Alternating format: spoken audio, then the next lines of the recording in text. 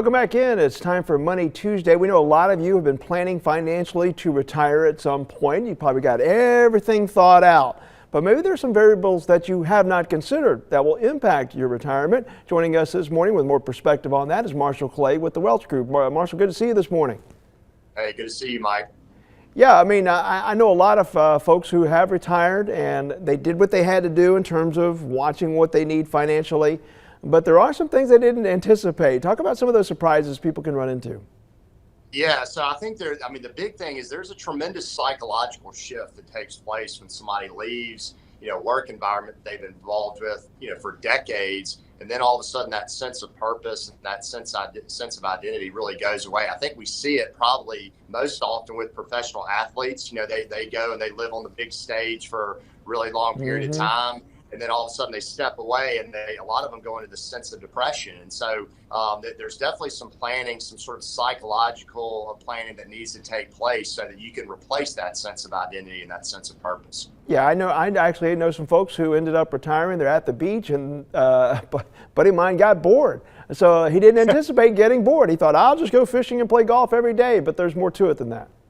Yeah, I think we all sort of build these things up in our own mind. We romanticize about retirement for decades, it seems like, but once we get there, oftentimes they're a little bit disappointing. So that's what I tell people. I say, look, you got to lower your expectations a little bit for these life events. I mean, they're never going to be as good as you think they're going to be, but they're probably not going to be as bad as you think they're going to be either. So sort of keeping an even keel during those things is really important.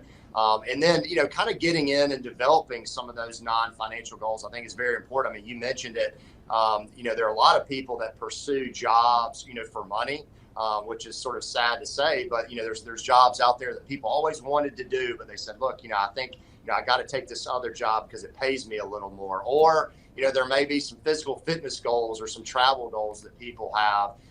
Whatever is meaningful, whatever is going to give you that sense of purpose and identity is certainly healthy.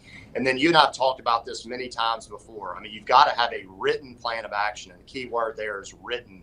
And even if you don't write it down, share your goals with friends and family, because they shift from being just an idea that's in your mind to something that's a little bit more tangible and a little bit more accomplishable.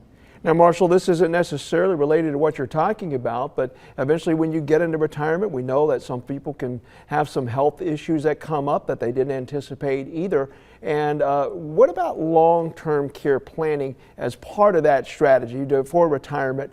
How do you do that strategically so that you have enough money to cover something like that? Yeah, I think that's very important. Having conversations with friends and family members. I mean, if that's what you're really relying on, if you're relying on a family member to kind of step in, making sure that they have expectations about what they need to be doing is very important too. Obviously, there's a financial component of that. Saving, maybe looking at some long-term care, insurance options. Those are more, certainly on the financial side. But if you're relying on friends and family, I mean, that's a very important thing, because you don't want to be a burden on, close friends and family members later on in life. Some important conversations to have and perspective this morning. All right, thank you so much, Marshall Clay with the Welch Group. We appreciate it. All right, thank you, Mike. All right.